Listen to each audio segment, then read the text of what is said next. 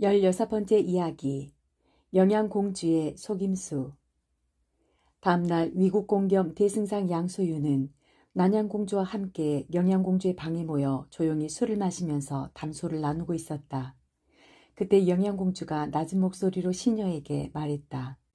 가서 진숙인도 불러오렴. 양승상은 영양공주 목소리를 듣자 문득 여장을 하고 검은 곳 할 때 들었던 정랑자 목소리와 같아 다시 얼굴을 자세히 보니 느끼는 바가 있었다. 세상에, 정랑자와 무척 닮았구나. 내 정랑자와 혼인하기로 약속하면서 살아도 함께 살고 죽어도 함께 죽기로 마음먹었지만 황실의 두 공주와 이렇듯 즐거움을 누리거늘 낭자 외로운 넋은 어디를 헤매고 있단 말인가. 대승상 얼굴이 어두워지자 남의 마음을 잘 읽는 총명한 영양공주가 물었다. 임금이 근심하면 신하가 근심한다 했으니 여인이 군자를 섬기는 것은 군신과 같다 합니다. 술 마시는 상공 얼굴에 슬픈 빛이 보이니 왜 그러십니까?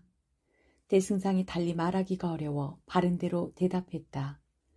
내 마음을 숨기지 아니하리라.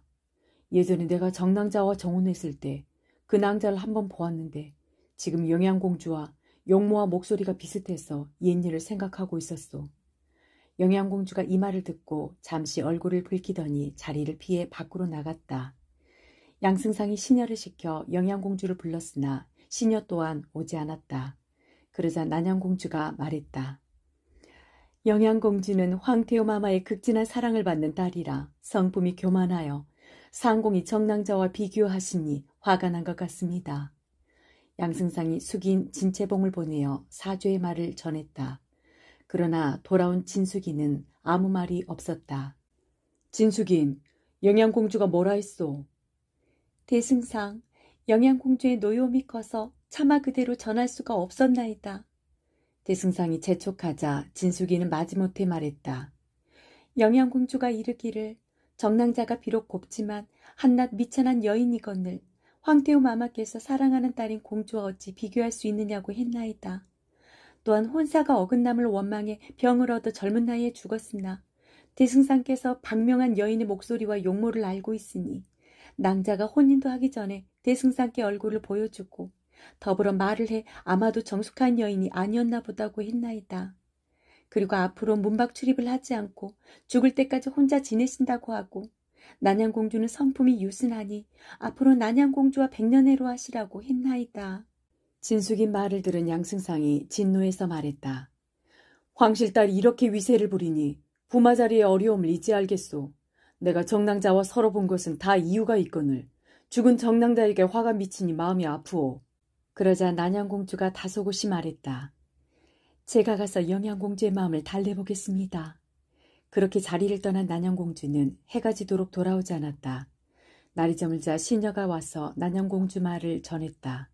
난양공주 마마가 이르기를 제가 여러 번 타이르고 달래도 영양공주의 마음이 풀리지 않았습니다.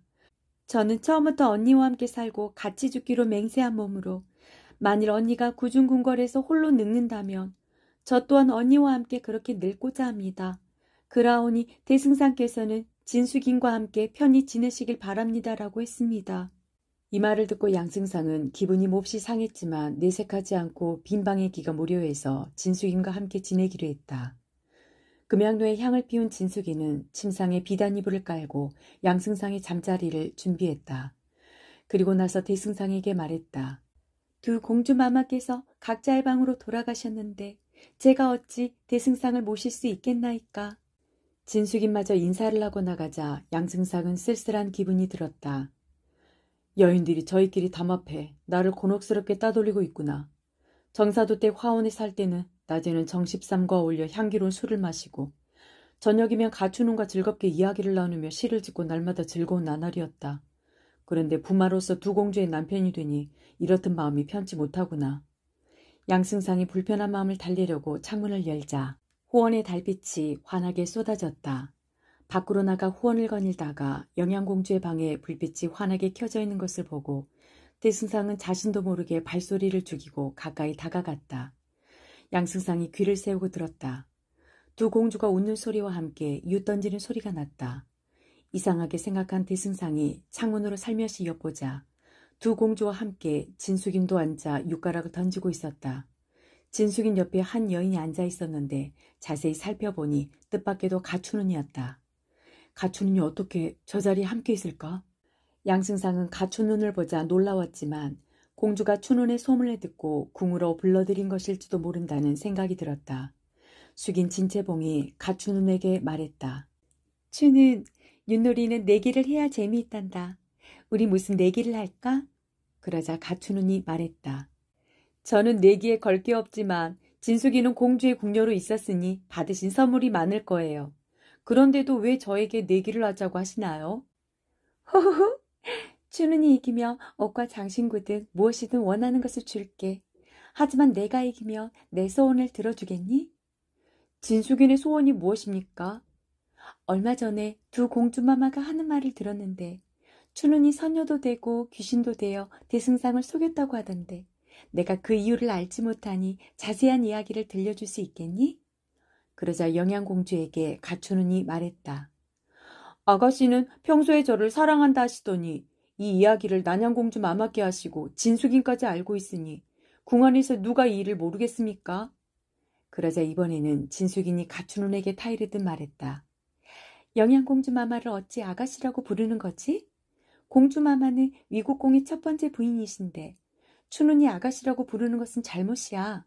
송구합니다. 10년 동안 버릇이 되어 그런 것이니 너그러이 용서하세요. 가춘은이 웃으면서 사과했다. 이번에는 난양공주가 영양공주에게 물었다. 언니, 정말 대승상께서 춘은에게 속았나요? 대승상께서 춘은에게 속은 게 한두 번이 아니랍니다. 나는 대승상께서 귀신을 보고 놀라시는 모습을 보고 싶었는데 오히려 귀신을 좋아하지 않겠어요? 영양공주 말에 아름다운 네 여인의 웃음소리가 달빛이 환한 후원에 울려 퍼졌다.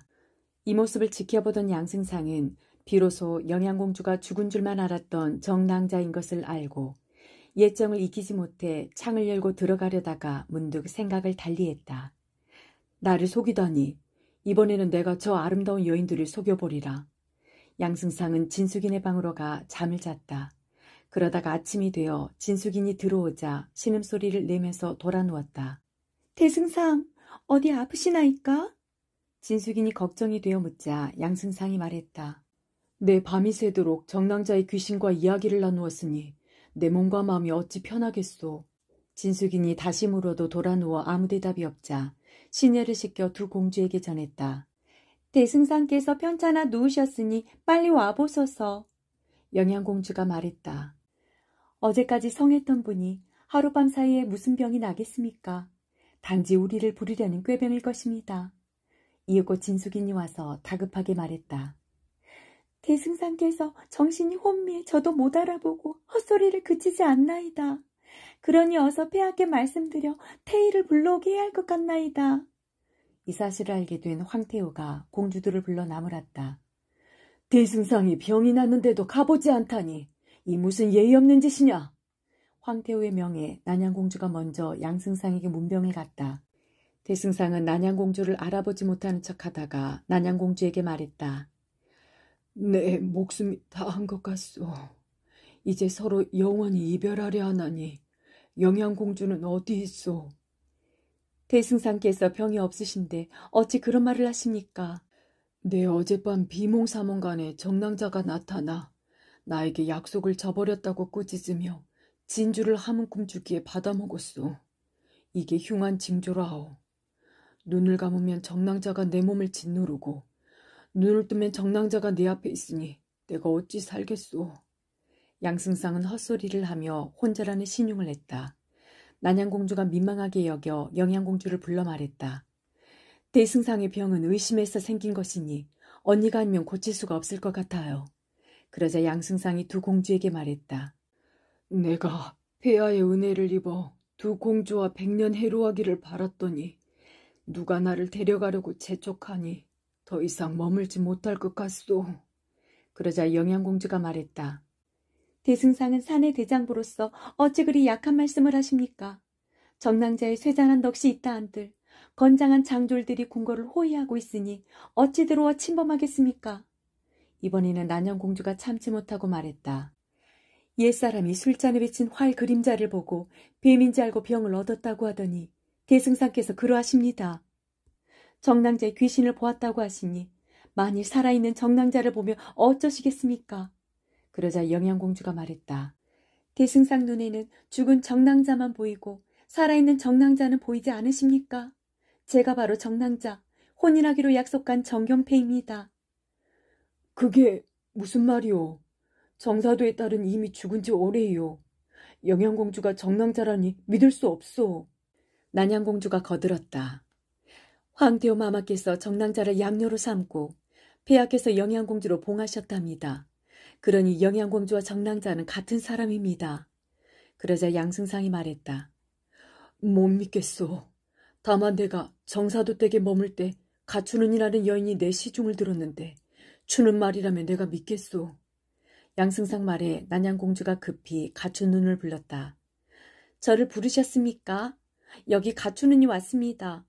그러자 양승상이 힘없이 말했다. 추는만 남고 모두 나가주시오.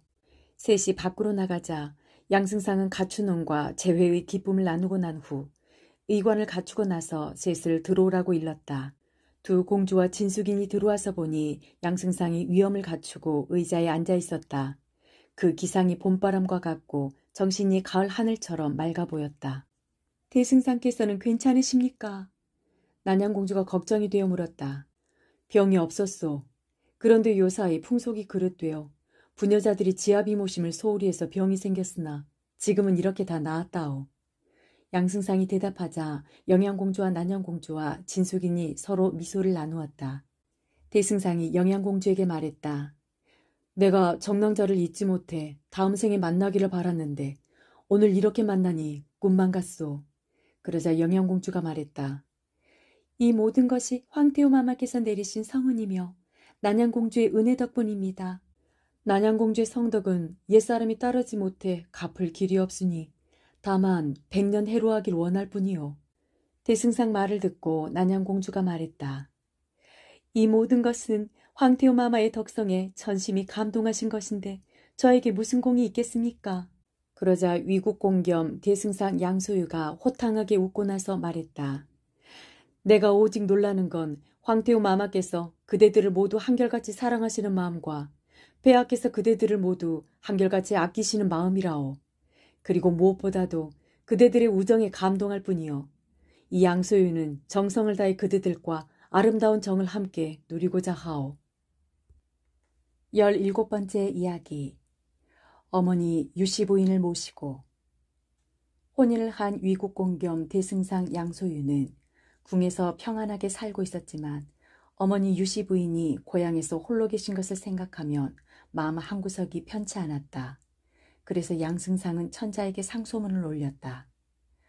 위국공 겸 대승상 양소유가 폐하께 글을 올리나이다. 신은 수년 동안 늙으신 어머니를 편히 모시지 못했사옵나이다. 신은 본래 시골 벽촌에서 홀어머니를 모시고 살아왔나이다. 집이 가난해 어머니의 고생이 크시자 소신 나이 16살일 때 과거 시험을 보려고 고향을 떠났사옵니다. 과거에 합격해 어머니를 편히 모시고자 했으나 나라가 위급해 전쟁터에 나가 토봉국을 물리치고 나라에 공을 세웠나이다. 이 모든 것은 폐하의 성운을 입어 이룰 수 있는 일이었사옵니다. 폐하께서는 신에게 큰 벼슬을 내리시고 부마로 간택해 주셔서 그 은혜 또한 갚을 길이 없사옵니다.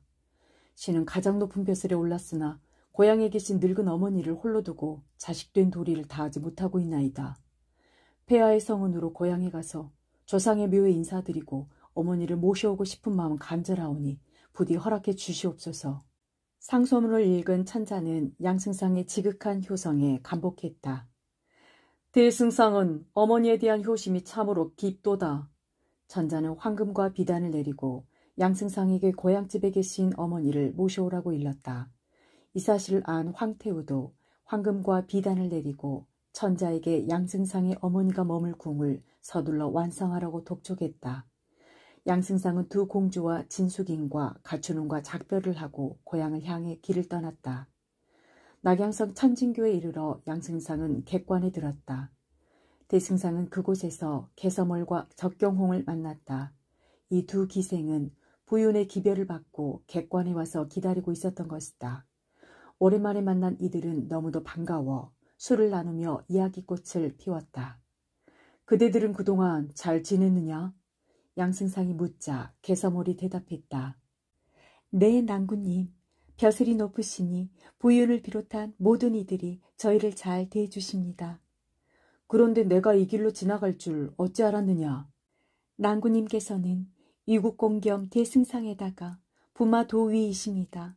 이런 높은 분의 행차이시라 누구나 다 알고 있습니다. 이번에는 적경홍이 물었다. 그동안 낭구님께서는 두 공주님과 혼인을 하셨다고 들었습니다. 그런데 부인이 되신 두 공주님이 저희를 받아주시고 좋아해 주실까요? 그러자 양승상이 웃고 나서 대답했다. 공주 한 분은 폐하의 누이 동생이 난양공주이다. 또 한 분은 정사도 댁의 따님 정경패로 황태호의 양녀가 된 영양공주이다. 정경패를 나에게 소개해 주니가 개서몰인데 정낭자가 공주가 되었다지만 어찌 서몰의 은혜를 잊겠느냐. 이 두 공주 마음씨가 다 비단결 같으니 걱정하지 마라. 하고 대답하자 서멀과 적경홍이 기뻐했다. 양승상은 두 여인과 이런저런 이야기를 나누다가 잠이 들었다. 아침이 되자 대승상은 개서몰 적경홍과 작별 인사를 나누고 다시 길을 떠났다. 여러 날이 지나 양승상은 드디어 어머니가 계신 고향에 도착했다. 양소유 나이 16살에 고향을 떠나 이제야 다시 고향 땅을 밟았던 것이다. 양소유는 대승상의 교자를 타고 위국공의 비단옷을 입고 부마로서 금이 환영한 것이다. 양승상이 어머니 유씨 부인에게 큰 절을 올리고 나서 말했다. 어머니, 부디 불효막심한 소자를 용서하소서. 그러자 유씨 부인이 양소유 손을 잡고 말했다. 내가 정녕 내 아들 소유란 말이냐. 내 벼슬이 이렇게 높으니 내 믿을 수가 없구나. 내가 어찌 오늘의 이런 영광이 있을 줄 알았겠느냐. 늙으신 어머니가 기쁨의 눈물을 흘리며 말했다. 양승상은 나라에 공을 세운 일과 여인들을 만나 혼인하게 된 일을 어머니에게 자세하게 말했다. 내가 두 공주의 배필이 되었다고. 그렇다면 내가 부마란 말이냐. 어머니는 뜻밖의 말을 듣고 놀라 말했다. 아버지께서 늘 내가 장차 우리 집안을 빛나게 할 것이라고 말씀하셨는데 내 아버지 말씀이 틀리지 않았구나. 양승상은 천자와 황태호가 내린 금과 비단으로 친척과 고향 사람들에게 성대한 잔치를 베풀었다. 양승상은 어머니를 모시고 서울로 떠났다. 지나가는 고을마다 사람들이 나와 자기 일처럼 기뻐하면서 구경했다. 낙양성을 지날 때 양승상이 개서몰과 적경홍을 찾았으나 둘은 이미 서울로 떠난 지 여러 날이 되었다. 마침내 양승상이 서울에 도착해 어머니 유씨 부인을 우선 자기가 사는 대승상 궁으로 모셨다. 얼마 후에 황태호가 말해 천자의 명으로 양승상의 어머니를 위해 지은 새 궁이 완성되자 그곳에 유씨 부인을 모셨다. 정원과 연못이 딸린 아름다운 누각이 있어서 유씨 부인의 마음을 기쁘게 했다. 영양공주와 난양공주가 유씨 부인에게 큰 절을 올리고 백옥잔을 올렸다. 숙인 진채봉과 가춘운도 공주들에게 이어 큰 절을 올렸다. 어머님 만수무강하소서. 아름다운 며느리들에게 절을 받고 유씨 부인은 마음이 기쁨으로 가득 찼다. 그때 문을 지키는 시종이 와서 말했다. 대승상, 문 밖에 두 여인이 와서 뵙고자 합니다. 양승상이 들어오라고 이르자 두 여인은 다름 아닌 개서멀과 적경홍이었다. 두 여인을 본 궁 안의 사람들이 저마다 칭찬을 아끼지 않았다. 낙양 땅의 개서멀과 하북 땅의 적경홍은 과연 소문대로 절세민이로다.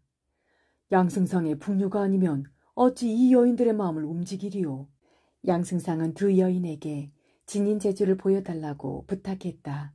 그러자 서멀과 경홍이 진주신을 신고 음악에 맞추어 춤을 추니 봄바람에 나붓기는 꽃잎처럼 아름다웠다. 두 공주가 두 여인에게 상으로 비단을 내리고 칭찬을 아끼지 않았다. 영양공주는 서멀에게 양승상을 소개해줘서 고맙다는 말을 잊지 않았다. 그러자 어머니 유씨 부인이 대승상에게 말했다. 서멀의 고마움을 알면서 내 외사촌인 두련사의 공은 잊었느냐. 오늘 소자의 이 즐거움이 다 그분 덕인데 어찌 잊을 수 있겠습니까? 지금 말씀하지 않으셨더라도 그분을 모셔 어머니와 기쁨을 함께하려고 했습니다. 당장 모셔오겠습니다, 어머니. 양승상이 자창관에 사람을 보내 두련사를 찾았다. 그러나 두련사는 3년 전에 돌을 닦으러 멀리 떠났다는데 아직 돌아오지 않았다는 소식만 가지고 왔다. 그 소식을 듣고 유씨 부인은 무척 섭섭했다. 양승상은 개서몰과 적경홍이 궁에 들어온 후 각각 거처를 정해주었다. 정당인 경복당에는 양승상의 어머니 유씨 부인이 살고, 경복당 앞에 있는 연희당에는 첫째 부인이며 좌 부인인 영양공주가 살며, 경복당 서쪽에 있는 봉소궁에는 둘째 부인이며 우 부인인 난양공주가 살도록 했다. 또한 연희당 앞에 있는 응양각과 청화루에는 양승상이 평소에 거처하면서 때때로 잔치를 베풀고, 그 앞에 있는 태사당과 예언당에서는 대승상이 손님을 접대하면서 나란 일을 보았다. 봉소궁 남쪽에 있는 사뭉원에는 진채봉이 살고, 연희당 동쪽에 있는 영춘각에는 가춘운이 살도록 했다. 청화루 동서에 각각 작은 누각이 있었다. 푸른 창과 붉은 난간이 무척 화려하고, 행각으로 주위를 돌아 청화루와 응양각에 접하니 동쪽은 상화루라 하고 서쪽은 망월루라 해서 개서멀과 적경홍이 각각 한 누각씩 차지해 살도록 했다. 궁중의 기생 800명은 다 예쁘고 재주 있는 사람들이었다. 이들을 동부와 서부로 나누어 동부 400명은 서몰이, 서부 400명은 경홍이 맡아 노래는 물론이고 춤과 악기 연주까지도 가르쳤다. 이들은 달마다 청화루에 모여 동서 양부가 제주를 겨루었다. 양승상이 어머니 유씨 부인을 모시고 두 공주와 함께 나와 점수를 매겨 상을 주고 벌을 내렸다. 이렇게 해서 모든 기생들은 서로 제주를 갈고 닦아 점점 더 실력이 좋아졌다. 외국공 겸 대승상 양소유는 어머니를 모시고 두 부인과 첩인 낭자들과 함께 궁녀들의 솜씨를 구경하면서 즐거운 나날을 보냈다. 18번째 이야기. 월왕과 함께한 꽃놀이. 두 공주가 다른 낭자들과 함께 유씨 부인 거처에서 정다운 이야기를 나누고 있을 때 위국공 겸 대승상 양소희가 들어와 난양공주에게 편지를 주고 말했다. 이 편지는 월왕 전하께서 보내신 것이니 읽어보시오. 난양공주가 양승상이 준 편지를 읽었다. 대승상, 평안하시오? 그동안 나라가 어지러워 백성들이 평안하게 살지 못했으나 폐하의 성덕과 양승상의 노고로 전하가 태평하고 백성들이 안락하니 봄빛도 좋아 꽃과 버들이 한창이요. 화창한 봄날 이렇게 좋은 계절에 대승상과 함께 나귀원에서 사냥하고 풍악도 즐기면서 태평한 기상을 도두려 하오. 대승상께서 좋은 날을 정해 알려주시길 바라오. 월왕의 편지를 읽은 난양공주가 말했다. 대승상께서는 월왕 오라버니가 보낸 편지의 뜻을 아시겠습니까?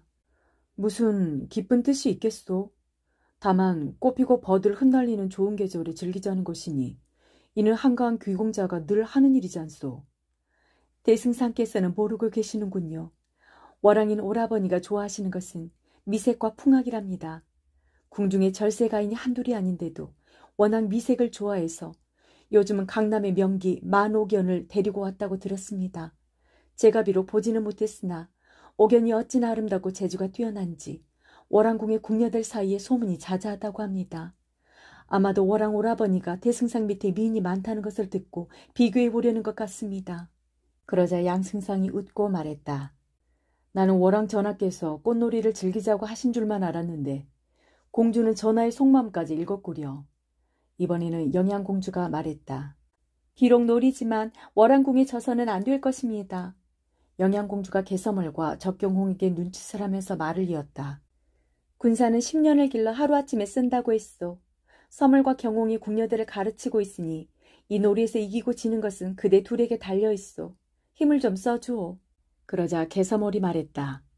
저는 아무래도 자신이 없습니다. 월왕궁의 풍악은 매우 뛰어납니다. 또한 명기 만옥연은 그 미모와 재주가 널리 소문나 있습니다. 월왕 전하께서 도전하시는 것은 그만큼 자신이 있기 때문이라 생각됩니다. 제가 남의 조롱거리가 되는 것은 아무렇지 않지만 대승상을 욕보일까 두렵습니다. 양승상이 서몰 말을 받았다. 내가 낙양에서 서몰을 처음 만났을 때 천하 이름을 떨치는 세 기생이 있으니 낙양의 개서몰과 하북의 적경홍과 강남의 만옥연이라 들었소. 하지만 우리에게는 이미 서몰과 적경홍이 있지 않소. 그러자 적경홍이 나서서 말했다. 서몰아, 우리도 만옥에 못지않게 이름을 떨쳤지 않니? 우리 둘이 춤추고 노래하며 세상을 두루다니면서 미색과 풍류로 이름을 떨쳐 어디에서도 남에게 진 적이 없잖아. 지금 세상에 나라왕 궁성을 위태롭게 할 만큼 아름다웠다는 이 부인이나 구름이 되었다가 비도 된다는 신비한 선녀가 있다면 물러설 수도 있어. 하지만 그렇지 않은데도 우리가 왜 옥연을 두려워해야 하지? 서몰이 대승상에게 말했다. 경홍이 처음 대승상을 따를 때 남장을 하고 연왕의 말 천리말을 훔쳐 타고 와 미소년인 척하며 대승상을 속였습니다. 그런데다가 경홍이 가볍게 행동했기에 대승상께서 남자로 보셨을 것입니다. 이번에는 경홍이 서몰 말을 받아 말했다. 대승상을 섬기지 않았을 때 서몰이는 저를 하늘에서 내려온 사람처럼 대하고 칭찬하더니 지금은 툭하면 저를 꾸짖습니다. 이게 다 제가 대승상의 총애를 받지 못해 투기하는 것이겠지요. 그러자 첫째 부인 영양공주가 말했다. 경홍이 가볍게 행동했기에 대승상께서 남자로 보신 게 아니라 대승상의 눈이 밝지 못해 그런 것이요. 그러니 경홍이 여자로서의 품위가 떨어지는 건 아니요. 그러나 여자가 남자 옷을 입고 남자처럼 행동해 남을 속이는 것은 여자로서 택깔이 부족해서이고, 남자가 여자 옷을 입고 여자처럼 행동해 남을 속이는 것도 대장부로서 기골이 없는 것이오. 영양공주 말을 듣고 양승상 얼굴이 빨개졌다. 대승상이 여장을 하고 자기를 보려고 집에 와 검은고를 탔던 때를 회상해 말했기 때문이다. 그 말이 나를 부끄럽게 하는구려. 허허허. 양승상이 웃자 모두 따라 웃었다. 이때 개서몰이 말했다. 강적과 대결하는데 모두 웃고만 있으리까. 우리 둘만으로는 믿을 수 없으니 가유인과 진숙인도 함께 가시지요. 두 분의 미모가 뛰어나시니 큰 도움이 될 것입니다. 그러자 숙인 진채봉이 말했다. 과거를 보러 가면서 우리에게 함께 가자고 하면 도와줄 수 있으나 노래와 춤으로 겨루는 마당에 우리를 데려다가 무엇에 쓰리요. 이어 유인 가춘운도 말했다. 비록 노래와 춤을 못할지라도 제가 가서 조롱거리가 된다면 대승상과 두 분 공주마마께 누가 될 것입니다. 그러자 영양공주가 꾸짖었다. 가유인의 겸손이 지나치구나. 왜 누가 된다고 생각하느냐. 전에는 사람도 되고 귀신도 되고 그런 재주를 지니지 않았더냐. 영양공주 말에 가유인이 고개를 숙이고 묘한 미소를 지었다. 대승상, 언제로 약속하시렵니까? 난양공주가 묻자 양승상이 대답했다. 내일 아침에 만나자고 할 것이오. 개서물과 적경홍이 물러나와 가르치는 궁중 기생들과 만반의 준비를 했다. 이튿날 새벽 양승상은 일찍 일어나 월왕과 더불어 꽃놀이할 채비를 했다. 기생들도 자기가 연주할 악기를 준비해 떠날 채비를 했다. 서멀과 경홍이 명하자 기생 800명이 비단옷을 입고 눈썹을 가지런히 그리고 꽃단장을 했다. 대승상은 군복을 갖춰 입고 칼과 활을 챙겼다. 그러고 나서 눈처럼 하얀 천리마를 타고 사냥할 군사 3000명과 함께 떠났다. 개서물과 적경홍은 술을 놓은 비단옷에 금과 옥을 장식해서 화려하기 그지없었다. 둘은 비룡 같은 말에 올라타고 궁중의 기생 800명과 함께 대승상 양소의 뒤를 따랐다. 대승상은 나귀온으로 가는 도중에 월왕을 만났다. 둘이 나란히 말을 타고 가다가 월왕이 물었다. 대승상이 탄 말은 훌륭하구려. 어느 나라 말이요? 대왕국의 말입니다. 월왕 전하께서 타신 말도 훌륭합니다. 그러고 보니 이 말 대왕국의 말이 아닙니까? 그렇소. 대왕국의 말은 어느 나라 말보다 빠르고 영리하오.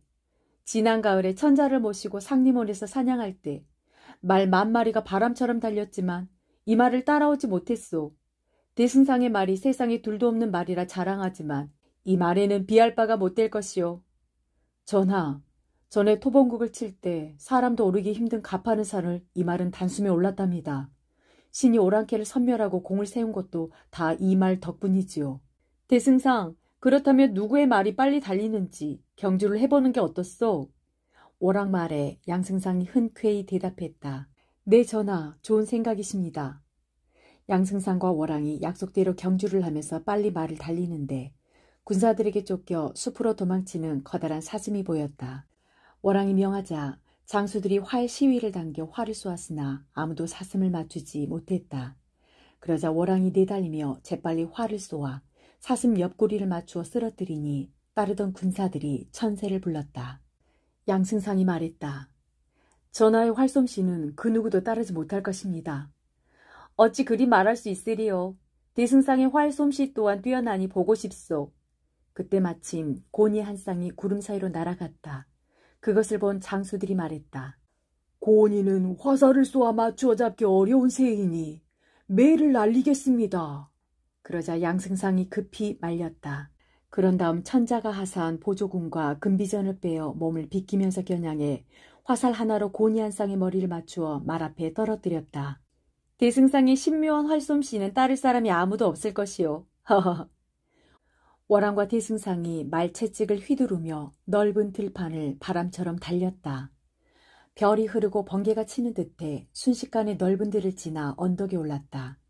둘은 말에서 내려 소나무 숲으로 가 풀을 헤치고 앉아 산천 풍경을 보면서 활 쏘고 칼 쓰는 법에 대해 이야기를 나누었다. 얼마쯤 지나자 시종들이 와서 잡은 사슴고기와 고니고기를 구워 옥쟁반에 담아 올렸다. 양승상과 월왕은 고기를 먹으면서 술잔을 주고받았다. 그때 붉은 옷을 입은 관원이 궁에서 바쁘게 말을 달려와 말했다. 폐하께서 술과 시를 보내셨습니다. 양승상과 월왕은 장막으로 가 4번 절하고 천자가 보낸 술을 받아 마셨다. 그러고 나서 친히 지은 시를 받아보고 둘은 각각 답하는 시를 지어 관원에게 주어 보냈다. 이윽고 시종들이 대승상 궁과 월왕궁에서 가져온 음식들을 차리고 궁에서 온 기생 수천 명이 둘러앉았다. 기생들이 악기를 연주하고 노래를 불렀다. 춤도 추면서 흥을 돋우었다. 얼마쯤 술이 취하자 월왕이 양승상에게 말했다. 양승상, 우리 궁에서 데려온 시천 몇을 불러 노래와 춤으로 그동안 대승상에게 받은 은혜에 감사하고 대승상을 즐겁게 하고자 하오. 대승상이 고개를 숙여 감사의 인사를 하고 말했다.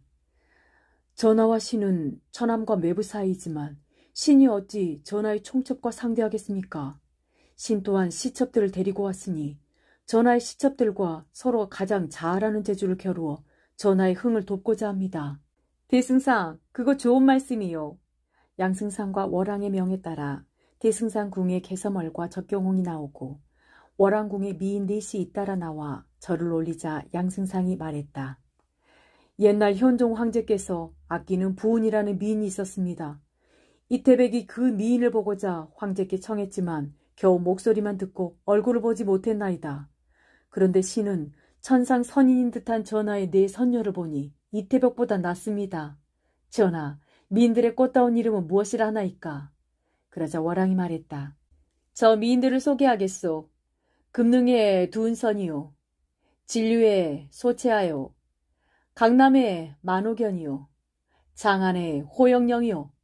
양승상이 말했다. 만호견의 이름은 오래전에 들었는데 그 얼굴을 보니 과연 소문보다 낫습니다. 월왕이 또 서멀과 경홍의 성명을 들은 적이 있어 물었다. 두 미인의 이름은 천하가 함께 떠받드는데 대승상은 어디서 만나셨소이까? 양승상이 대답했다. 개서멀은 신이 과거를 보러 가다 낙양당에서 만났고 적경홍은 연나라를 치러 갔다가 올 때 따라와 한단 땅에서 만났나이다. 월왕이 손뼉을 치며 웃고 말했다. 정낭자가 대승상을 따를 때는 한리막사였고 연왕을 굴복시키고 승전고로 울리면서 왔으니 알아보기는 쉬웠겠으나 개낭자는 그전 공색할 때 만났는데도 귀인인 대승상을 알아보았으니 더욱 기특하다 하겠소. 이에 서멀이 고개를 숙여 인사를 하자 월왕이 환하게 웃고 말했다. 대승상, 개서멀의 노래가 일품이라 들었소. 이런 자리에서 미인의 노래를 듣는다면 흥이 더해질 것이오. 어떠하오?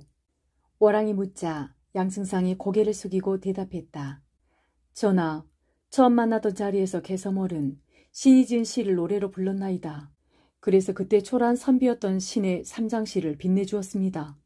그때 그 노래를 들어보시겠나이까? 대승상, 그거 좋은 말씀이요. 들어보십시다. 양승상이 서멀을 보고 고개를 끄덕였다. 그 신호를 받고 자세를 바로 고쳐 잡은 서멀이 옥쟁반의 굿을 굴리는 목소리로 노래를 했다. 그 노래를 듣는 사람들이 모두 감탄했다. 월왕도 감탄해 말했다. 이태백 같은 대승상의 시와 꾀꼬리 같은 개서몰의 노래는 과연 세상의 으뜸이요. 개서몰에게 월왕이 금잔에 술을 가득 부어 상으로 내렸다. 술 기운이 오르자 월왕이 말했다. 말을 타고 활을 쏘는 재주를 지닌 미인의 모습을 보고 싶소이다. 우리 궁에는 말을 잘 타고 활 쏘기를 잘하는 기생 수십 명이 있어. 대승상 궁에도 그런 재주를 가진 미인이 있을 것이니 말을 타고 나가 활로 사냥을 하는 내기를 하면 어떻겠소? 좋습니다, 전하. 월왕이 말했다. 그러자 양승상은 자기 활과 화살통을 적경홍에게 주었다. 월왕궁 쪽에서는 기생 수십 명이 나와 말을 타고 달렸다. 대승상 궁 쪽에서는 경홍이 혼자 나와 바람처럼 나는 듯이 말을 타고 달리다가 사냥개에 쫓겨 날아오르는 꿩을 보자 재빠르게 활 시위를 당겼다. 화살을 맞은 꿩이 오색깃을 펼치고 땅에 툭 떨어졌다. 그 모습을 본 대승상은 적경홍이 자랑스러워 기쁨을 감추지 못했다. 월왕과 월왕궁 기생들은 모두 깜짝 놀랐다. 우리는 10년 헛공부를 했다. 서멀은 아쉬운 마음에 생각에 잠겼다. 경홍이 이겨서 다행이야. 우리 둘이 대결해도 저 여인들에게 뒤지지 않지만 춘우를 데리고 오지 못한 게 아쉽구나.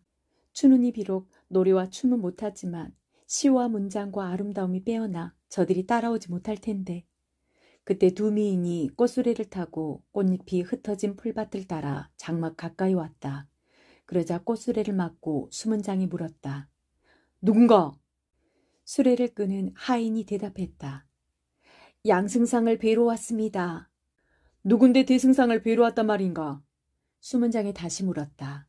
우리들은 양승상의 소실인데 대승상께서 사냥과 꽃놀이를 하신다기에 찾아온 것입니다. 한 미인이 대답하자 장막으로 들어간 수문장이 양승상에게 말했다. 밖에 두 여인이 찾아와 대승상을 뵙고자 청합니다. 들라하게. 네, 대승상. 두 여인은 뜻밖에도 토번국의 자객으로 왔던 심효영과 동정용왕의 딸 백능파였다. 양승상은 반가이 맞아 월왕에게 소개했다. 전하, 심효영과 백능파입니다. 그러자 차례로 예를 갖추어 월왕에게 인사했다. 월왕은 두 여인의 미모와 수려함에 감탄했다. 두 미인을 본 월왕궁 미인들의 기가 확 꺾였다. 대승상, 어디서 저런 미인을 얻었소? 전하, 이 둘은 토번국을 정벌할 때 얻었나이다. 두 낭자를 보니 하늘에서 내려온 선녀같이 아름다운데 둘이 가장 잘하는 재주는 무엇인가? 월왕이 묻자 심효인이 먼저 나서서 대답했다. 저는 변방에서 나고 자라 노래를 부르지는 못합니다. 다른 재주도 없지만 어릴 적에 검술을 배우며 칼춤도 조금 배웠습니다. 잘은 못하나 전하께 칼춤을 보여드리겠습니다. 월왕이 기뻐하며 양승상에게 말했다. 대승상, 현종 황제 시절에 공손 대랑이라는 기생의 칼춤이 천하의 이름이 났으나 이제는 전하지 않아 두보의 시를 읊을 때면 늘 보지 못함을 한탄했소. 그런데 지금 심효연이 칼춤을 보여준다 하니 무척 기쁘구려. 월왕과 양승상이 허리에 찬 보검을 빼서 요연에게 주니 번쩍이는 칼날이 서로 비추어 3월의 눈이 복숭아 꽃잎처럼 뿌려지는 듯 하다가 점점 빠른 동작으로 춤을 추기 시작하자 칼날이 사방으로 번뜩이니 요연의 모습이 사라진 듯 보이지 않았다. 갑자기 한 가닥 무지개가 하늘로 뻗으며 보는 사람들의 뼈가 시리고 머리카락이 쭈뼛거리며 솟아올랐다. 요연은 더 이상 하면 월왕이 놀랄까봐 그만 멈추고 손에 잡고 춤추던 보검을 월왕과 양승상에게 돌려주었다.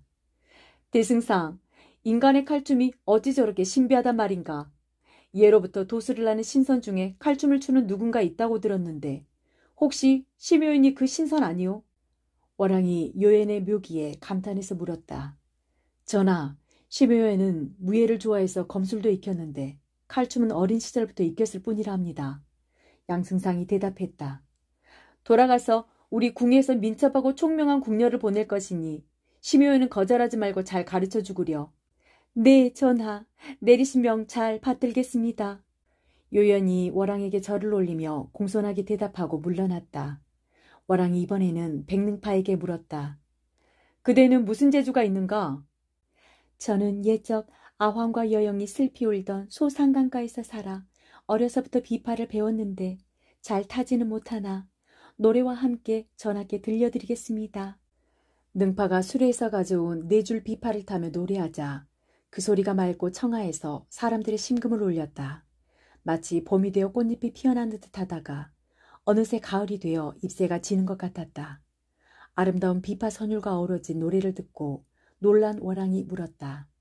인간의 선율이 천지 조화를 부려 자연을 움직인다는 말은 내 일찍이 들어보지 못했소. 백능파, 그대는 어떻게 봄을 가을이 되게 할 수 있단 말이오? 저는 그저 옛 곡과 노래를 배운 대로 전할 뿐입니다. 그때 만옥연이 질 수 없다는 듯이 나와 말했다. 저는 가진 재주는 없으나 백능파의 곡조를 그대로 전해보고자 합니다. 옥연은 13줄 쟁을 안고 요연히 연주한 4줄 비파곡조를 낱낱이 옮겨 연주했다. 그러자 능파가 그 누구보다 더 놀랐다. 쟁 연주를 듣는 사람들이 모두 놀라 옥연의 총명함과 재주에 칭찬을 아끼지 않았다. 어느덧 날이 저물자 월왕은 위국공 겸 대승상 양소유와 함께 말에 올라 달빛을 받으며 궁으로 돌아왔다. 19번째 이야기. 벌주를 마시다. 영양공주와 낙양공주 두 부인은 유씨 부인을 모시고 첩인 낭자들과 함께 위국공 겸 대승상 양소유가 오기를 기다렸다. 돌아온 양승상이 두 부인에게 심효연과 백능파를 소개하자 첫째 부인 영양공주가 말했다. 두 낭자가 위험에 처한 대승상을 구해 나라에 공을 쌓았다고 대승상께서 늘 말씀하셔서 일찍 보고자 했는데 어찌 이리 늦게 왔소.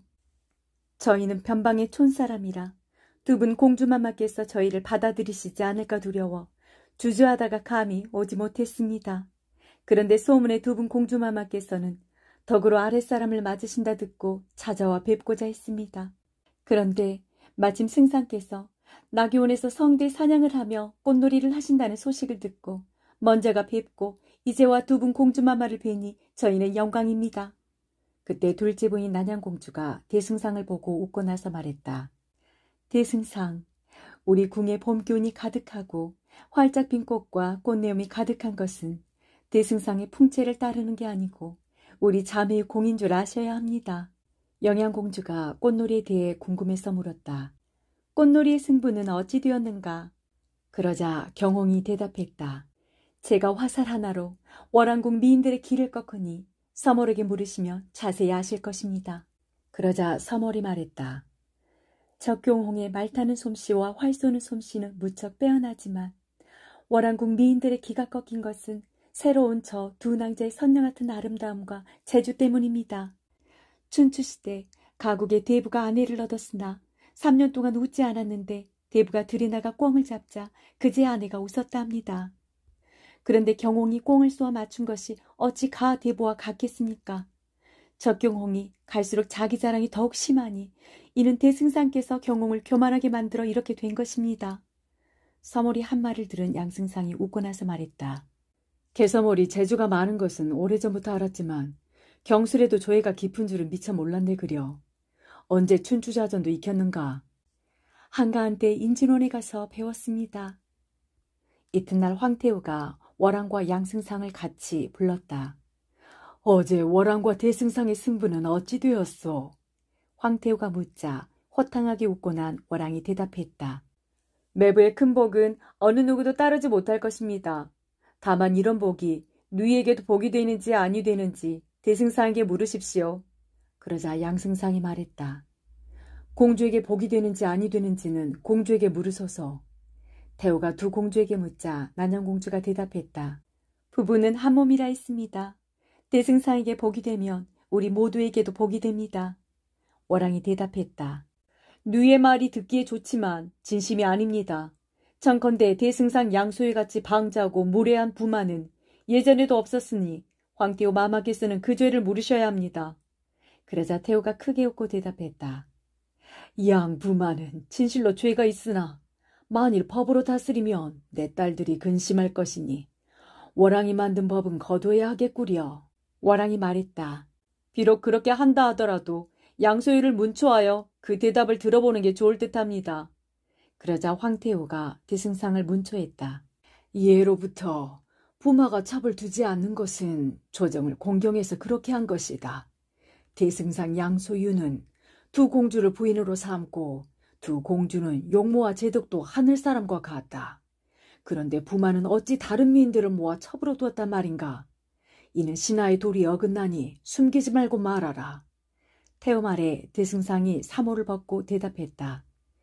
신은 나라의 은혜를 입어 대승상 벼슬에 이르렀으나 나이가 젊어 소년 풍정을 이기지 못해 집안에 풍류를 조금 하는 여인들을 두었기에 황공하나이다.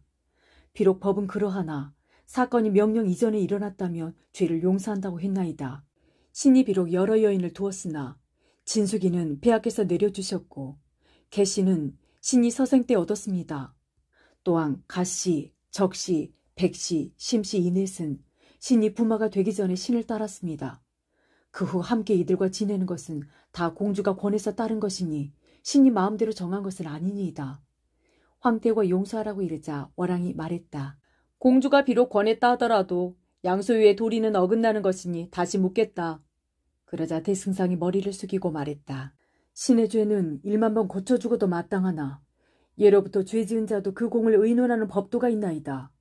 신이 폐하의 사신으로서 적진으로 가 동쪽으로 삼진의 항복을 받고 서쪽으로는 토번을 평정했으니 그 공 또한 적지 않습니다. 이것으로 속죄가 될 듯하나이다. 태호가 크게 웃고 나서 말했다. 맞소, 양승상은 이 나라 조정의 신하이니 어찌 사위로만 대접하리요. 황태호가 사모를 쓰라고 하자 월왕이 말했다. 대승상이 공이 많아 벌을 줄 수 없다 하시나 다 용서해 주는 것은 안 됩니다. 마땅히 벌주를 내리셔야 합니다. 태호가 웃으며 고개를 끄덕여 허락하니 궁녀가 옥잔을 받들자 월왕이 말했다. 양승상의 주량이 고래와 같으니 어찌 작은 잔으로 벌을 주리오. 월왕이 커다란 금잔에 술을 가득 부어 양승상을 벌하니 큰절을 한 대승상이 받아서 단번에 마시고 취한 목소리로 말했다. 견우가 직녀를 너무너무 사랑하자 화가 난 장인이 귀양을 보내고 첩을 열어두었다고 장모가 벌하니 황실 사위되기가 참으로 어렵습니다. 신이 많이 취했으니 이만 물러가나이다.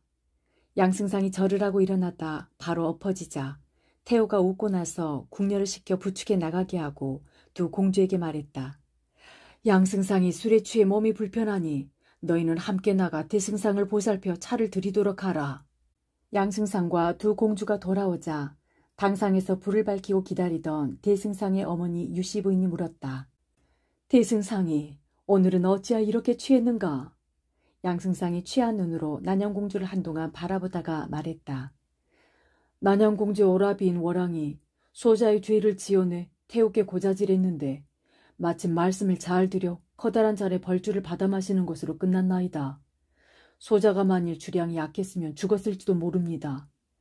월왕궁과 저의 궁 미인들이 서로 겨루었는데 저희 궁 미인들이 이기자 그 한을 품고 소자에게 보복한 것입니다. 난양공주도 소자의 연인들을 질투해 오라비인 월왕과 짜고 한 일이니 어찌 어진 척하는 말을 믿겠습니까? 어머니, 난양공주에게 벌주를 내려 소자의 한을 풀어주십시오. 유씨 부인이 웃고 나서 말했다. 난양공주의 죄가 분명하지 않고 원래 술을 한 모금도 못 먹는데 굳이 벌을 준다면 술 대신 차로 벌을 줄 것이야. 그러자 양승상이 고집을 부리며 말했다. 벌자가 아니라 꼭 벌주로 해야 하나이다 어머니. 유씨 부인이 난양공주에게 말했다. 공주가 벌주를 마시지 않으면 취한 대승상이 화를 풀지 못할 것 같소. 유씨 부인이 시녀를 시켜 난양공주 이소화에게 벌주를 내렸다. 공주가 마시려 하자 양승상이 의심의 술잔을 빼앗아 맛을 보았다. 달콤한 꿀물이었다. 그러자 대승상이 직접 잔에 술을 가득 따라 난양공주에게 마시게 했다. 양승상이 어머니 유씨 부인에게 말했다. 어머니, 소자를 벌한 것이 비록 난양공주의 계책이었지만 영양공주도 거들었나이다. 소자가 황태호 앞에서 벌주를 받고 괴로워할 때 난양공주에게 눈짓을 하면서 서로 웃었습니다. 그러니 영양공주에게도 벌주를 내려주십시오. 유씨 부인이 웃고 나서 영양공주 정경패에게 벌주를 내리자 잔을 비우고 자리로 돌아갔다. 그러자 유씨 부인이 다시 말했다. 황태호 마마께서 대승상에게 벌주를 내리신 것은 첩을 거느렸기 때문이고 내가 첫째 부인과 둘째 부인에게 벌주를 내려 마시겠으니 숙인 진채봉, 유인 가춘은, 개서몰, 적경홍, 심유연, 백능파에게도 벌주를 내려 벌하리라. 두 부인과 여섯 낭자가 모두 벌주를 마시니 부산한 가운데 난양공주가 술기운을 이기지 못하자 진숙인이 부축해 방으로 데리고 갔다. 유씨 부인이 유인 가춘운에게 금잔에 술을 가득 부어오라 시키고 말했다. 내 두 며느리는 천상의 신선이라 내 복이 달아날까봐 늘 두려운데 대승상이 주정을 부려 난양공주의 마음을 불편하게 했으니 황태후 마마께서 하시며 무척 걱정하실 것이다. 신하가 임금에게 걱정을 드리는 것은 큰 죄이다. 이는 이 늙은이가 아들을 잘못 가르친 죄이다. 이 잔으로 내가 스스로를 벌하겠도다.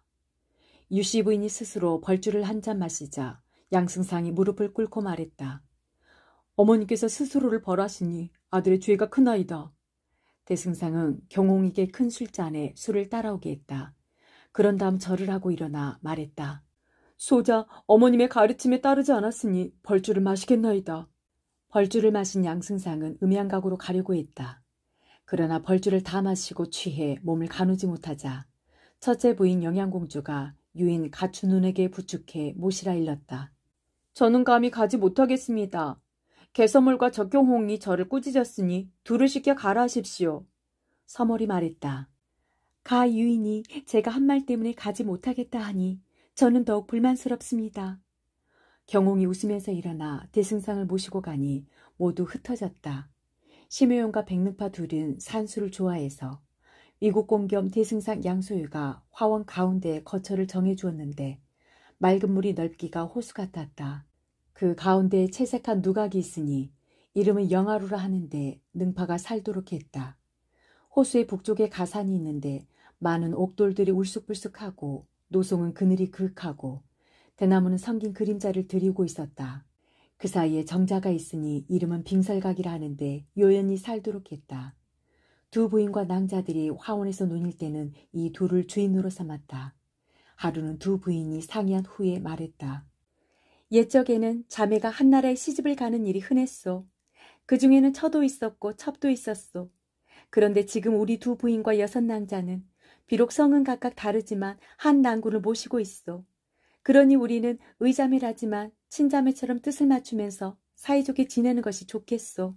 그러나 여섯 낭자가 모두 감당할 수 없다고 하자 첫째 부인이 다시 말했다. 유비, 관우, 장비는 임금과 신하 사이면서도 의형제를 맺고 끝까지 배신하지 않았소. 우리도 모두 한 낭군을 모시고 있으니 우리도 친자매보다 더 사이좋은 의자매를 맺읍시다. 두 부인은 여섯 낭자를 거느리고 가 관음보살에게 분양하고 첫째 부인 영양공주가 기도했다. 정경패, 이소화, 진채봉, 가춘운, 개서몰, 적경홍, 심효연, 백능파, 저희 제자 8분 각각 다른 곳 다른 집안에서 나고 자랐으나 한낭군을 섬기게 되어 마음을 앞에 하나가 되었사옵니다. 마치 한 나무의 핀 꽃이 바람에 날려 어느 꽃은 궁궐 깊은 곳에 떨어지고 어느 꽃은 서울 양반집에 떨어지고 어느 꽃은 시골 농부집에 떨어지고 어느 꽃은 길거리에 떨어지고 또 어느 꽃은 변방에 떨어졌지만 근본을 찾으면 어찌 다를 게 있겠사옵니까? 맹세코 저희는 자매가 되어 생사고락을 다 함께 하려고 하옵니다. 바라건대 관음보살께서는 저희에게 복을 내려주시옵고 재앙을 없애주시어 100년 뒤에 다 함께 극락세계로 돌아가게 해주시옵소서. 그 후 두 공주는 첩들에게 아우라고 불렀지만 여섯 낭자는 감히 형님이라고 부르지 못했다. 그러나 두 공주와 여섯 낭자는 무척 친해졌다. 이 8은 각각 자녀를 두었다. 두 부인과 가유인, 서몰, 경홍, 요연은 아들을 두었다. 그리고 진숙인과 능파는 딸을 두었다. 또한 이들은 모두 한 번 아기를 낳아 기른 뒤에는 다시 아기를 낳지 않았다. 이것도 보통 사람들과는 다른 점이었다. 20번째 이야기. 꿈에서 깨어나다. 나라에 풍년이 들고 태평해서 백성들은 태평가를 부르며 조정에는 일이 없었다. 그러자 위국공 겸 대승상 양소유가 천자를 모시고 상림원에서 사냥을 하고 돌아오면 황태호는 잔치를 벌이고 노래와 춤을 즐겼다. 양승상도 대승상 궁에서 어머니 유씨 부인을 모시고 두 부인과 여섯 낭자와 함께 잔치를 벌이고 노래와 춤을 즐겼다. 이렇게 좋은 시간이 흘러 양승상이 재상의 자리에 오른 지도 많은 세월이 흘렀다. 유씨 부인은 정사도의 부인 최씨와 오래오래 지내다 세상을 떠났다.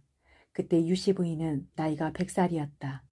양승상은 두 부인과 6낭자와 함께 정성껏 장례를 치렀다. 양승상의 모든 아들이 조정에 진출했다. 대승상의 6아들과 2딸은 모두 부모의 풍채를 닮아 아들들은 호랑이 같고 딸들은 선녀 같았다. 큰아들 대경은 첫째 부인이며 영양공주인 정경패가 낳은 아들인데 예부상사가 되었고, 둘째 아들 차경은 적경홍이 낳은 아들인데 경조윤이 되었으며, 셋째 아들 숙경은 유인 가춘은이 낳은 아들인데 어사중승이 되었고, 넷째 아들 개경은 난양공주 이소아가 낳은 아들인데 이부시랑이 되었으며, 다섯째 아들 유경은 개서몰이 낳은 아들인데 한림학사가 되었고, 여섯째 아들 치경은 심효인이 낳은 아들인데 나이 15세, 힘이 세고 용감한 데다가 꾀는 귀신 같았다. 천자는 이런 치경을 사랑해서 금호 상장군으로 삼아 경영군 10만을 거느리고 대궐을 지키게 했다.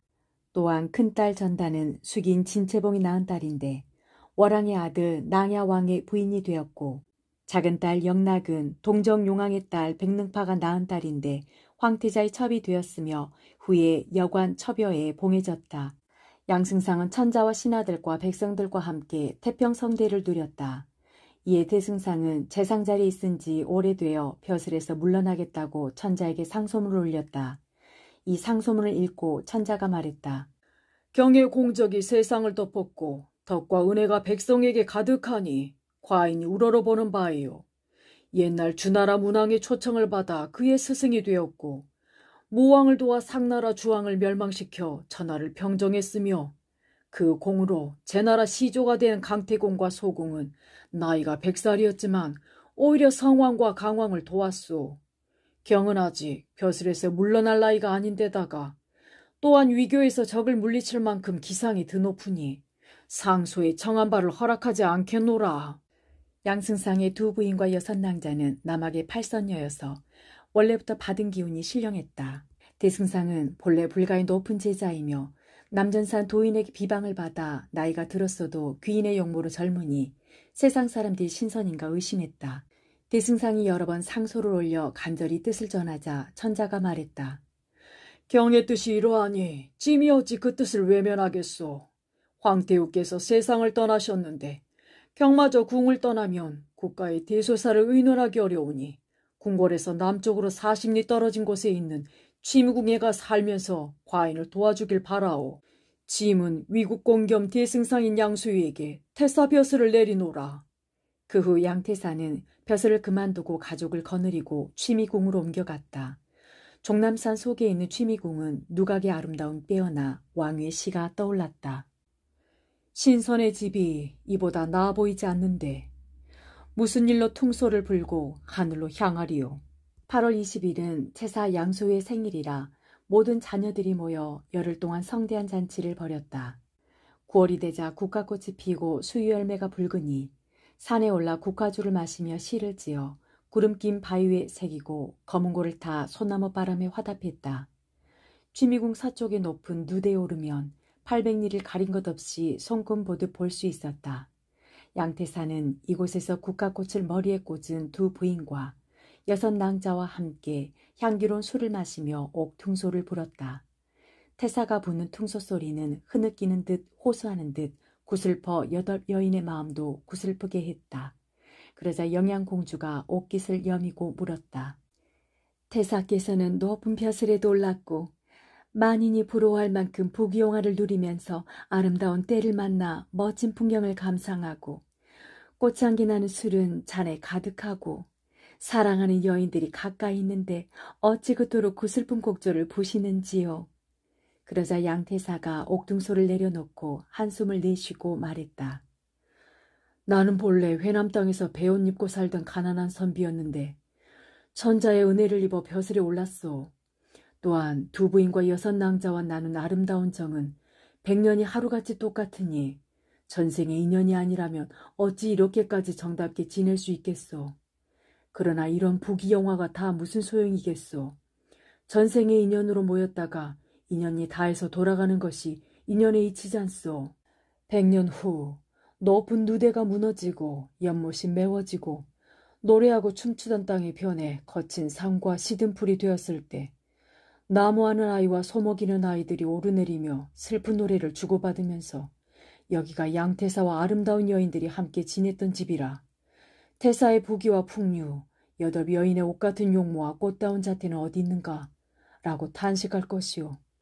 그래서 인생은 덧없는 것이라잖소. 내가 벼슬을 그만둔 뒤부터 밤에 잠이 들면 꿈속에서 나는 부들방석에 앉아 참선을 하니 이를 보면 내가 반드시 부처님과 인연이 있는 듯하오. 내 이제 집을 떠나 스승을 구하려 하오. 남해를 건너가 관음을 찾을 것이오.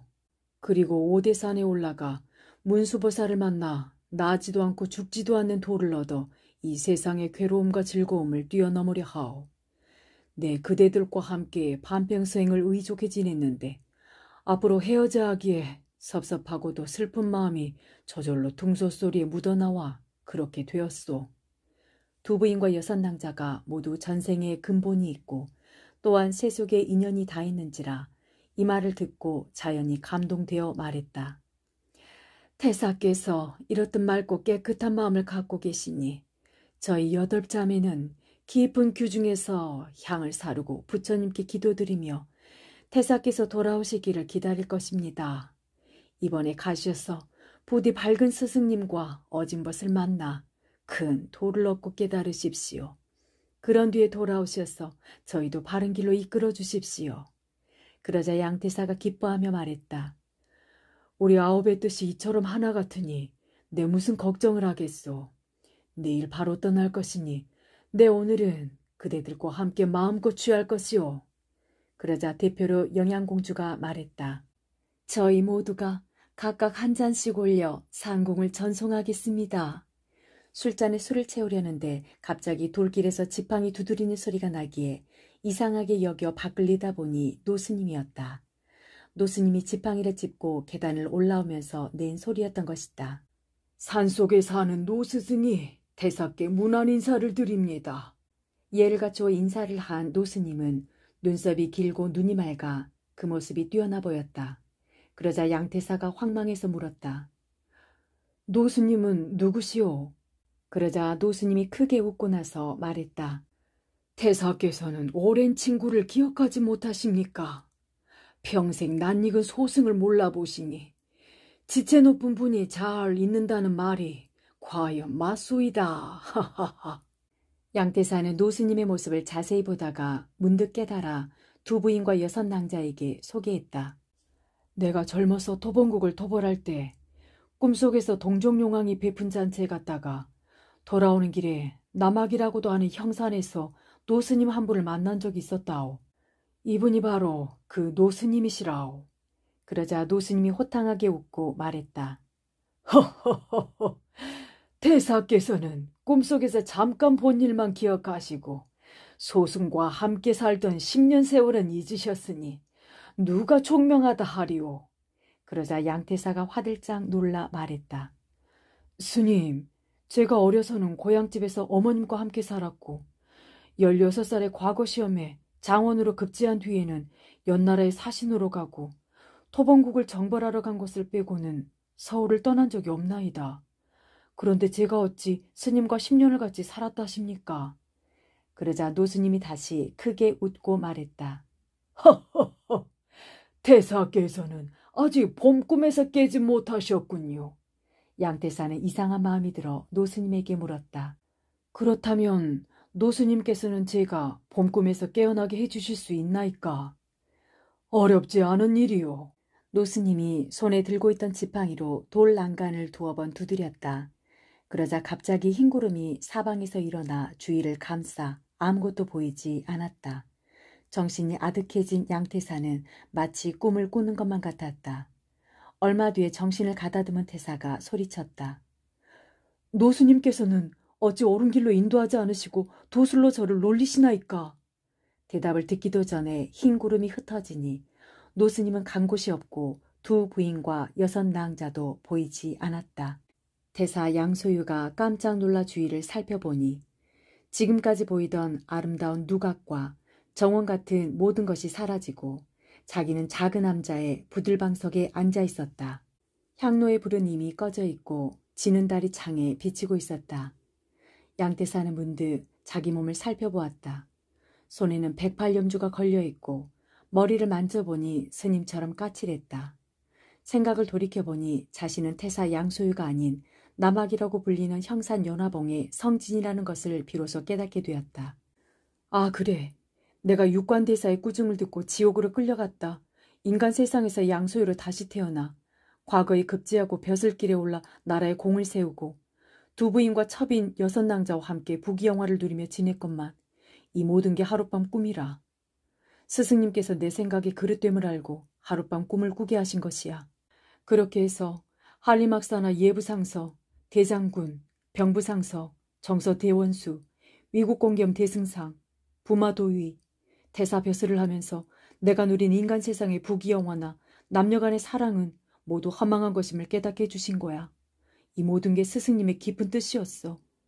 성진이 급히 얼굴을 씻고 의관을 갖추어 법당으로 가니 이미 다른 제자들은 모두 모여 있었다. 육관대사가 근엄하게 물었다. 성진아, 인간 세상의 부귀영화를 누리니 어떠하던고? 성진은 육관대사의 발 아래 엎드려 눈물을 흘리면서 말했다. 스승님, 제가 죄를 짓고 벌을 받은 것이 마땅합니다. 제가 못나고 어리석어 그릇된 마음을 먹고 죄를 지어 마땅히 벌을 받을 것인데 스승님의 자비로 하룻밤 꿈으로 모든 것을 깨닫게 하시니 스승님의 은혜는 1000만년이 지나도 못 갚을 것입니다. 그러자 육관대사가 말했다. 내가 흥을 타고 갔다 흥이다에 돌아왔으니 내 무슨 말을 하리오. 또 내가 세상과 꿈을 다르다 하니 아직 내 깨달음이 부족하도다. 장자는 꿈에서 나비가 되었다 나비가 변해 다시 장자가 되니 무엇이 거짓이고 참인지 분별하지 못했느니라. 성진과 소유 누가 꿈이며 누가 꿈이 아니던고. 그러자 성진이 머리를 숙이고 말했다. 제자가 어리석어 무엇이 꿈이고 무엇이 꿈이 아닌지 구별하지 못하나이다. 그러니 부디 제자에게 설법해 주시어 깨닫게 해 주십시오. 내 금강경에 큰 법을 일러 내 마음을 깨닫게 해주겠지만 새로 오는 제자들이 있으니 잠시 기다리거라. 육관대사가 말을 마치자마자 문을 지키는 도인이 와서 말했다. 어제 왔던 위부인의 여덟서녀가 스승님을 뵙고자 하나이다. 대사가 들어오라 이르니 여덟서녀가 절을 올리고 나서 말했다. 저희가 위부인을 모시고 있으나 배운 것이 없어 세속의 정을 잊지 못하고 있었는데 대사님의 자비심을 받아 하룻밤 꿈으로 크게 깨달았습니다. 위부인께 하직 인사를 올리고 불문으로 돌아왔으니 부디 가르침을 베풀어 주소서. 육관대사가 선녀들에게 일렀다. 선녀들의 뜻이 비록 아름다우나 불법은 깊고 멀어서 간절한 바람이 아니면 능히 이르지 못하나니 스스로 생각하고 노력하여 행하라. 팔선녀가 물러가 비단옷을 벗고 얼굴에 바른 연지분을 지운 다음 검은 구름 같은 머리채를 깎고 돌아와 출가의 스님이 되기로 맹세하자 대사가 말했다. 8배 정성이 이처럼 하나 같으니 어찌 감동하지 않겠는가? 이렇게 해서 8선녀는 육관대사의 제자가 되었다. 마침내 대사가 설법을 하자 빛이나 서로를 비추고 하늘에서 연꽃잎이 비같이 내리는 듯했다. 모든 법은 꿈과 같은 환상이며 물방울과 그림자와 같으며 이슬과 번개와 같도다. 육관대사의 설법에 성진과 비구니 8은 크게 도를 깨우치게 되었다. 대사가 제자들을 불러 말했다. 나는 본디 서역에서 불법을 전하기 위해 중국에 왔다. 나는 이제 훌륭한 제자들을 얻어 불교의 올바른 도를 전하게 되었도다. 그러니 나는 돌아가겠노라. 육관대사는 가지고 있던 염주와 지팡이, 부처님 말씀이 적힌 금강경을 성진에게 주었다. 그러고 나서 구름을 타고 서쪽 하늘을 향해 날아가더니 순식간에 사라지고 말았다. 그 후 성진은 도를 깊이 깨달아 연화봉에 있는 연화도량으로 가 불도를 가르쳤다. 신성과 용화, 귀신과 사람 모두가 성진을 높이 공경했는데 마치 육관대사처럼 존경하고 받들었다. 8비구니도 성진을 스승으로 섬겨 크고 깊은 도를 얻으니 마침내 9이 함께 극락세계로 갔다.